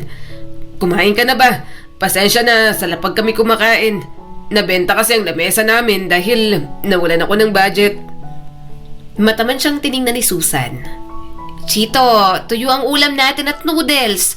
Parang hindi kumakain yung prinsesa mo. Tiningnan niya ang ulam ng mga ito. Hindi ko pa po nasusubukan. Pero kahit ano naman pong ihain ay kakainin ko po. Ayaw ni Aurora na mailang ang mga ito sa kanya.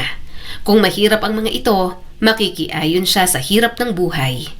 Hinding-hindi siya magrereklamo. Pakikisama na rin sa bagong pamilya na mayroon siya. Pinaupo na siya ng mga ito roon. Nakakamay lang ang mga ito kaya tinuruan pa siya. Pinaghimay siya ng tuyo ng kanyang mga kapatid at tinatawanan siya kapag napapangiwi sa lasa. Masarap naman kaso maalat, sabi ni Aurora sa mga ito. Tumawa ang isa niyang kapatid na batang babae. Ate, sausaw mo sa suka para hindi maalat. Habang kumakain, bahagya siyang natatawa habang nakikinig sa usapan ng mga kapatid niya. Na-appreciate ni Aurora ang sandaling yon. Kahit hindi masarap ang ulam, masaya naman ang kwentuhan ng mga ito. Anak, gusto mo ba ng ibang ulam? May karinderya sa labas, may pera pa naman ako rito at ibibili na lang kita. Bulong ni Chito sa kanya. Umiling naman agad si Aurora pagkatapos lunukin ang kinakain. Okay na po ako rito, masarap naman. Bahagyang natawa si Susan. Kung si Alena ang inalok ng ganyan, magpapabili agad yun ng ulam na masarap. Walang pakialam kahit maubos ang budget ng pamilya. Mabuti at kahit mayaman kayo hindi ka maluho. Susan, tama na. Huwag mo nang ikumpara si Alena. Ang mahalagay nandito na ang totoo kong anak. Sana'y pakisamahan niyo siya ng maayos. Mahinahong hiling ni Chito. Hindi naman talaga maluho si Aurora. Siguro dahil lumaki siyang kontento sa buhay at alam niya na ngayon na nasa poder siya ng mga ito, siya dapat ang makisama. Lumipas ang mga buwan, tuluyan na siyang nakapag-adjust sa buhay nila roon. Nakaalis na rin papuntang Amerika ang dati niyang pamilya kasama si Alena. Sa kanyang pag-aaral, nakakuha naman siya ng scholarship. Yun nga lang, mahirap pa rin dahil walang pera. Pinipilit ni Chito na mag-abot ng pang-budget sa kanya pero alam niyang hapit na yon. Tay, wag na po. Ako na po ang bahala sa sarili ko. Ilaan niyo na lang po yan para sa mga kapatid ko. Mahinahon niyang sabi.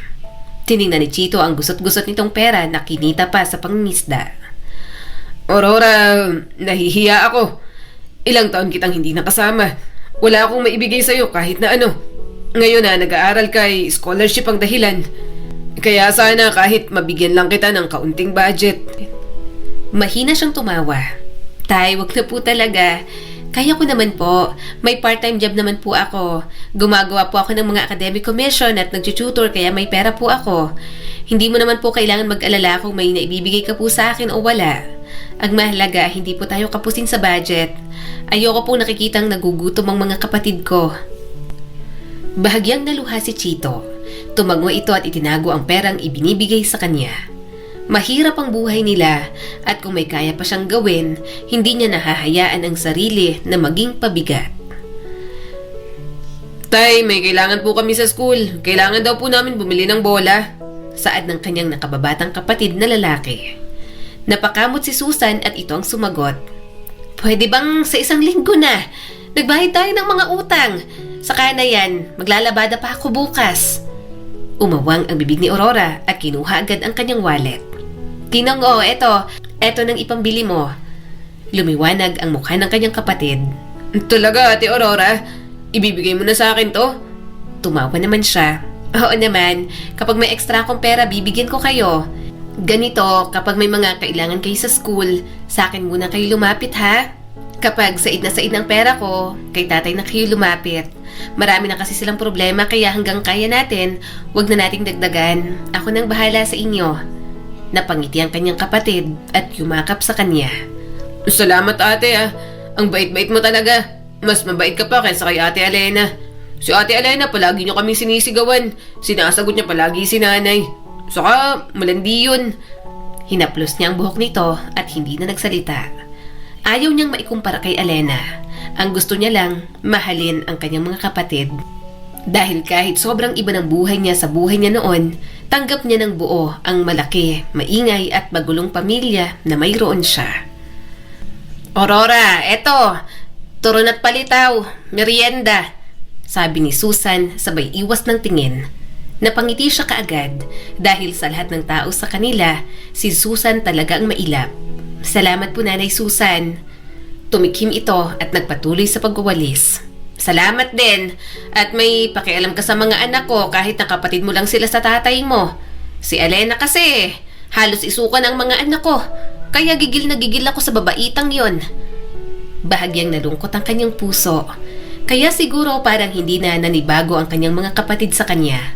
Hindi naging ate sa mga ito si Elena. Kaya nang pakitaan niya ng pagmamahal, ramdam na ramdam niya ang pagkasabik ng mga nakababatang kapatid. Mabilis na lumipas ang mga taon sa lahat ng hirap kasama ni Aurora ang mga ito, hanggang sa tumama sa kanila ang hagupit ng unos. Nasira ng malalakas na ulan at hangin ang bubong ng kanilang bahay. Basang-basa sila ng ulan, pati ang mga gamit nila. Wala silang pera, walang makain at nagsisiksikan sa trapal para lang hindi mabasa. Awang-awa siya sa kanyang mga kapatid, pati tatay niyang si Chito naghahanap ng pwedeng utangan. Literal na wala silang bubong na matutuluyan. Chito, Diyos ko, si Jana, dumudugo ang ilong ni Bunso.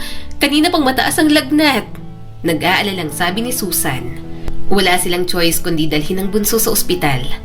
Ayaw pang tanggapin noong una dahil alam na walang maibabayad. Kaya hindi niya na mapigilang magsalita. Ito na lang ang pinakamalapit na ospital. Magbabayad kami basta gawin niyo lahat ng test. Nag-aalangan ang admin ng ospital. Ma'am, pasensya na ho. Pero need po kasing bayaran agad ang mga test na gagawin. Hindi mo ba ako kilala? May share sa hospital na tong mga magulang ko. Hindi niya ugaling ipagmayabang yon, pero nasampal talaga siya ng katotohanan kapag mahirap ang isang tao, parang dumilang ang tingin. Mabilis na hinubad ni Aurora ang kwintas niyang regalo pa sa kanya ng mama niyang si Donna. Padabog niya yung inilapag sa lamesa. Worth $500,000 ang kwintas na to. Panghawakan niyo, gamutin niyo lang ang kapatid ko. Aalis ako, babalik ako at kukunin ko yan. Babalik ako dalang perang kailangan niyo. Napagbigyan naman sila at naibalik sa kanya ang kwintas. Nakilala siya ng ibang staff ng ospital kaya agad na inasikaso si Jana. At katulad ng kanyang iniisip, hindi nga siya kilala ng admin at nurse na kausap niya kanina dahil bago lang ang mga ito. Kaya naman, natagpuan ni Aurora ang sarili sa harap ng mansyon. Nangako siyang hindi na babalik roon pero naubusan na siya ng choice. Total, pwede naman siyang bumalik roon. Iha! Bulalas ng mayordoma na nagbabantay doon. Halika! Pumasok ka! Pupunta lang po ako sa kwarto ko. Nandun pa po ang mga gamit ko, di ba? Tumango naman ang ginang. Oo, hindi pinapabago ni na Ma'am Donna at Sir Arturo ang kwarto mo simula nang umalis ka. Palaging pinapalinis kahit na nasa US na sila. Gamit ang susi ng kanyang kwarto na matagal nang nasa kanya, binuksan niya yon. Aaminin niyang miss na miss niya ng kanyang silid, pero hindi yon ang kanyang ipinunta roon. Pumunta siya sa kanyang dating walk-in closet. Kumuha siya ng mga branded bags na alam niyang maibebenta niya ng mahal. Kumuha rin siya ng mga alahas na regalo pa sa kanya ng mga kaibigan ng pamilya Velasquez. Sasabihin ko sa mama at papa mo na pumunta ka rito. Tumango naman si Aurora. Okay po, pakisabi po na kumuha lang po ako ng ibang gamit na kailangan ko. Ibebenta ko po ito. Kailangan lang po namin ng pera. Nasira po ng unos ang bahay namin. Sana po ay maintindihan nila mama at papa. Tumago naman ang ginang. Iha, maiintindihan nila yan. Sa'yo ang mga gamit na yan. Ibinilin nga sa akin na hayaan ka lang kapag bumalik ka rito. Ang totoo, nag-iwan din sila ng pera para sa'yo. Sandali, kukunin ko ang ATM card. Bahagya siyang natigilan. Ayaw niya sanang tanggapin yon. Hindi naman siya nararapat sa perang iyon. Pero kung patuloy niyang tataasan ng pride, kawawa ang pamilya niya ngayon. Kaya naman, hindi na niya dinalang ibang gamit. May pera na siya dahil sa iniwang savings ng kanyang magulang para sa kanya. Bahagya siyang naluha nang makitang malaking halaga iyon. Miss na miss ko na kayo, mama at papa. Nanginginig ang kanyang mga daliri habang pumipindot sa ATM machine. Salamat sa pagmamahal at pag-alala sa akin palagi. Hindi siya nagreklamo sa loob ng ilang taon dahil ayaw niyang iparamdam sa kanyang tunay na ama na talagang nahihirapan siya sa mahirap na buhay. Pero ang totoo, gabi-gabi siyang umiiyak. Naalala ni Aurora ang mga panahong madali para sa kanya ang lahat. Pero ngayon kahit may pera na siya mula sa mga magulang na nagpalaki sa kanya, hindi niya pa rin yun sasamantalahin. Magsisikap siyang umangat sa buhay sa sarili niyang sikap. Gusto niyang maintindihan ang tagumpay sa hirap na mayroon ng pamilya nila. Kailangan niya lang talaga ng kaunting tulong. Kailangan niyang maipagawa ang bahay nila para may masilungan sila. Kailangan nila ng pera para sa bunsong kapatid niya. Pagkatapos makuha ang pera, agad niyang ibinigay yon kay Susan para ito nang mag-asikaso sa ospital. Samantala, nagpabili na agad siya ng mga materyales at nagpagawa sa bahay nila. Anak, saan ka nakakuha ng pera? Tanong ng kanyang ama. Bahagya siyang napangiti. Kina mama at papa po, may iniwan po sila sa aking pera. Hindi na napigilang lumuha ng kanyang ama. Pinunasan nito ng damit ang mukha. Walang tigil ang panginig ng mga labi at balikat nito. Anak, hindi dapat ganito. Mas lalong napahikbi si Chito. Hindi kita hinayaang bumalik dito sa amin para saluhin ang mga responsibilidad na dapat ako ang gumagawa. Pasensya na. Sana sumama ka na lang sa Amerika at hindi mo na kami sinamahan dito. Dahil sa amin ay nahihirapan ka rin. Hindi na rin niya napigilang umiyak. Nadudurog ang puso ni Aurora kapag si Chito ang nakikita niyang umiiyak. Tay, mahal ko po kayong lahat kaya ginagawa ko po ito. Saka tatay, kahit na nangingisda ka lang, nakikita ko naman po na nagsisikap ka para sa aking mga kapatid. Kinukulang man pero alam ko pong ginagawa mo lahat. Ngayong sunod-sunod po ang problema ng pamilya natin, hindi ko po kaya na walang gawin. Kaya hayaan niyo na lang po ako ha. Makakaahon din po tayo, tay. Kaya natin to. Huwag po kayong palaging humingi ng pasensya. Wala naman po kayong ginagawang mali. Naiintindihan po naming magkakapatid ang buhay na mayroon po tayo. Simula ng araw na yon, tuluyan niya nang niyakap ang kanyang pamilya. Naipagawa ni Aurora ang kanilang bahay, naibili niya ng sariling bangka ang kanyang tatay at nagkaroon ng maliit na sari-sari store ang nanay Susan niya. Kaya naman, hindi na gaanong mahirap na tustusan ang pangangailangan ng kanyang mga kapatid. Samantala, nagpatuloy siya sa pag-aaral. Malaki ang perang iniwan sa kanya, kaya naman naituloy niya ang kursong psychology.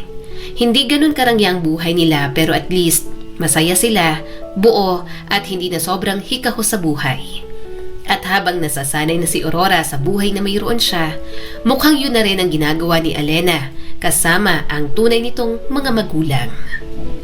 Nasa isang fine dining restaurant si Elena kasama ang mga magulang niya, si Wilson at ang mga magulang ng binata. Nakaupo siya roon, suot ang isang pulang damit, nakaayos ang buhok at kumikislap ang mga diamante sa kanyang tenga at leeg. Alam ko pong lahat ay may inaasahan ngayong gabi, Panimula ni Wilson. at nararapat lang na magsabi po ako ng totoo. Nanlamig si Elena. May mali sa tono ng binata ng gabing yon. Wala pong magiging engagement. Matatag na pahayag ni Wilson. Hindi po ako pumapayag sa arranged marriage na to. Parang binuhusan ng tubig na malamig si Elena. Matagal niyang pinangarap yon. Sa ilang taon nilang magkasama sa Amerika, naniniwala siya na napalapit na siya sa binata. Kaya nang malaman niya na pwede silang ma-arrange sa pagpapakasal, labis na tuwa ang kanyang puso. Pero ang mga sinabi ni Wilson, labis din na nagpadurog doon. Hindi po ako magpapakasal dahil lang sa obligasyon o inaasahan ng iba. Seryosong sabi ni Wilson. Nire-respeto ko po si Elena at naging kaibigan ko na sa mga nakalipas na taon. Pero ayoko magsinungaling sa inyong lahat. Iisa lang po ang babaeng gusto kong pakasalan. Si Aurora. Ilang buwan na lang, babalik na po ako sa Pilipinas. Hindi lang para sa negosyo, kundi para ligawan siya. Nanlumo ang mukha ni Elena. Mapakla siyang tumawa. Buong akala niya na wala na sa puso ni Wilson si Aurora. Nawalan na rin naman kasi ng kontak ang mga ito. Pero mukhang kahit ganun, itinago ni Wilson sa puso nito ang dalaga. Rason kung bakit hindi ito nagkaroon ng girlfriend sa mga nakalipas na taon. Pagbalik sa penthouse, dumiretso agad si Elena sa silid at naiinis na hinubad ang mga hikaw. Tumitig siya sa salamin habang hingal na hingal. Anak, pwede ba kaming pumasok? Boses yon ng kanyang ama. Hindi siya sumagot pero pinagbuksan niya pa rin ang mga ito ng pinto. Umupo ang nanay niyang si Donna sa gilid ng kama. Nakatayo naman ang ama niyang si Arturo sa malapit. Wala po kayong sasabihin? Malamig niyang tanong. Hindi niyo man lang po pinigilan si Wilson na iurong ang kasal namin. Napabuntong hininga ang kanyang ama. Elena! Nakaupo lang kayo habang pinahiya niya ako. Sigaw ni Elena habang dumadaloy na ang luha. Pinili niya si Aurora sa harap ko at wala kayong sinabi. Kayo ba talaga mga magulang ko? Baka wala kayong ginawa kasi para sa inyo, anak niyo pa rin naman si Aurora. Sa kanya lang kayo may pakialam at siya lang ang gusto niyong sumaya. Napabuntong hininga si Arturo. Alam mong mahal ka namin. Talaga ba? Balik ni Elena at sarkastikong tumawa. Hindi ako mangmangat manhid. Alam kong walang araw na hindi niyo na-miss si Aurora. Alam kong walang mintis kayo nakikibalita sa kalagayan niya sa Pilipinas. Kasi pakiramdam ko, palagi na lang akong pamalit. Hindi niyo man lang pinigilan si Wilson na piliin siya. Hinawakan ni Donna ang kanyang kamay. Hindi namin siya pinigilan kasi naiintindihan namin. Anong naiintindihan doon? Sigaw ni Elena. Lumaki silang magkasama, anak. May pinagsamahan sila. Hindi mo basta-basta mabubura yon dahil lang nagbago ang lahat at kayo magkasama rito ng ilang taon. Sabi ni Arturo ng mahinahon. Pinagsamahan? Halos isuka ni Elena ang salitang yon. Pinaghirapan kong maging karapat-dapat para sa buhay na to. Tinanggap kong pagiging anak nyo. Nag-aaral ako ng tamang asal. Binago ko ang pananalita, ang pananamit, pati ang mga kaibigan. Sinikap kong maging babaeng gugustuhin ni Wilson. Pero bakit hindi pa rin ako ang pinili? At bakit si Aurora pa rin ang hinahanap-hanap nyo? Nandito na nga ako, di ba? Ako nang kasama nyo all these years. Anak, Elena, sana maunawaan mo na walang kompetisyon sa inyong dalawa. Please, maniwala ka sa amin na pareho namin kayong mahal. Hindi mo kailangang baguhin ang sarili mo. Bulong ng kanyang ina. Kailan? Sagot ni Elena at puno ng paitang boses. Dahil lang totoo, ako yung babaeng amoy isda at kanin lang at toyo ang ulam gabi-gabi. Hindi ako kailanman naging sapat kasi para sa inyo, si Aurora ang perfect, mabait at sosyal ninyong anak. Naluluha na si Donna. Elena, tama na. Mahal ka namin at ano ba bang kailangan namin gawin para maniwala ka? Mahal din namin si Aurora at hindi mo maaalis sa amin yon dahil kami ang nagpalaki sa kanya. Pero it doesn't mean na hindi ka namin mamahalin dahil lang mahal namin si Aurora. And about kay Wilson, wala kaming magagawa sa desisyon niya at kahit mga magulang niya, hindi rin siya pinakikialaman sa bagay na yon. Hindi natin kayang pilitin ang pagmamahal, Alena. Inagaw na ni Aurora sa akin ang lahat. Bulong ni Alena. Ang pwesto ko, ang pamilya ko, ang buhay ko. Lumapit si Arturo at niyakap siya. Walang nang-agaw ng kahit ano. Pareho kayong biktima ng isang pagkakamali. Ginawa namin ang lahat para maitama yon.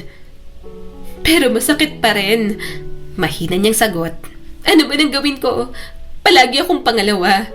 Kahit ako ng mayaman, kasama niyo, parang nakatira pa rin ako sa anino niya. Hinalikan siya ni Donna sa sentido at niyakap. Nakikita ka namin, anak, at patawad kung naiparamdam naming hindi ka sapat. Hindi napigilang lumuha ni Alena sa yakap ng mga ito. Siguro, hindi na talaga mawawala ang insecurities niya kay Aurora. Pero sinusubukan niya naman. Sinusubukan niyang magbago at magsisimula yon sa pagtanggap ng paunti-unti na may ibang mahal si Wilson at hindi siya yon. Doktora, parang may sakit yata ako. Nawawalang puso ko. Pahanap nga, baka nasa iyo na. Walang katapusang banat ni Tanggol sa harap ng tindahan ng kanyang nanay Susan. Natawan na lang si Aurora. Isa na siyang ganap na doktora. Sa syudad siya nagtatrabaho, pero nakalib siya kaya nagbakasyon na muna siya sa kanila. Hoy, Tanggol! Bulalas ni Nanay Susan. Tigilan mong anak ko. Pwisit na to. Huwag mong mabola-bola ang doktora namin. Hindi uubra yung kalokohan mo. Mahina na lang siyang tumawa. Pero habang nasa kalagitnaan ng pagtawa, natigilan si Aurora nang makitang huminto ang isang sasakyan sa tapat nila. Doon, lumabas si Wilson na ilang taon niya nang hindi nakita. Wilson, mahina niyang sambit sa pangalan nito. Napalunok si Wilson habang namumungay ang mga mata at may hawak na isang bouquet ng mga bulaklak para sa kanya. Kumusta ka na? Ang tagal na simula nang makita kita. Miss na kita. Miss na miss niya na rin si Wilson. Gusto niyang isipin na naging abala lang siya sa pag-aaral kaya wala siyang naging boyfriend. Pero ang kaloob-looban ni Aurora, hindi siya nagkaroon ng boyfriend dahil sa isang lalaki niya lamang ipinako ang kanyang puso. Kay Wilson lang na pinili niya ring iwan pagkatapos niyang iwan ang mundong nakasanayan niya. Kaso bigla niya nalang pinutol ang kanyang koneksyon, kaya alam ni Aurora na marami siyang kailangang ipaliwanag sa binata. Matagal na rin simula nang mangyari ang lahat. Tumingin si Aurora sa buhangin sa dalampasigan na nilalakaran nila ng sandaling iyon. Hindi para sa akin. Mahinang tugon ni Wilson. Sa akin, parang kahapon lang. Sinubukan niyang umiti pero nabigo pa rin siya. Nabalitaan ko, engaged ka na pala kay Alena. Umiling si Wilson ng dahan-dahan. Hindi ko kailanman sinabing oo. Paulit-ulit kong pinapatagal. Ayokong makasakit pero hindi ko kaya. Dahil may pinangako ako sa sarili ko. Kumibot ang puso ni Aurora. Anong pangako? Isang hakbang pa si Wilson at ngayon ilang pulgada na lang ang pagitan nila. Napakakasalan ko lang ang iisang babaeng minahal ko. Simula pa nung 10 taon ako. Tinitigan ni Aurora ang binata. Hindi yan, Wilson. Mga bata pa tayo nun. Hindi ibig sabihin nun ay... Ibig sabihin ng lahat. Putol nito ng banayad sa mga sinasabi niya. Naalala ko lahat ng bersyon mo. Ang batang babae na pinahiram ako ng Crayola kahit maputol ko pa. Ang dalagitang umiiyak sa tuwing may kulog, pero tumatawa sa horror movies. Ang babaeng lumayo sa lahat dahil akala niya yon ang tamang gawin. Namuo ang luha sa mata ni Aurora.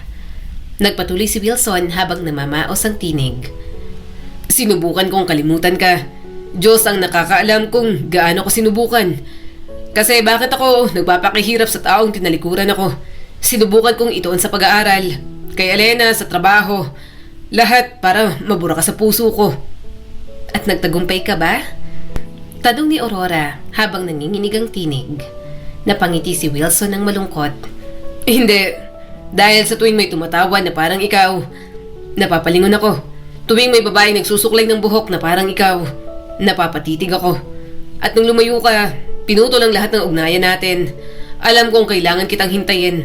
Hindi kita pwedeng pilitin at madaliin dahil alam kong nasasaktan ka sa mga nangyayari. Kailangan ko lang umasa na balang araw na maghihilom ka at babalik ka na sa akin. Tuluyan ng tumulo ang mga luha ni Aurora. Ang mawala ng lahat, ang magpanggap na okay lang, ang makita ang buong mundo kong bumaliktad na parang wala akong karapatan magsalita. Binitiwan ko lahat, pati ikaw.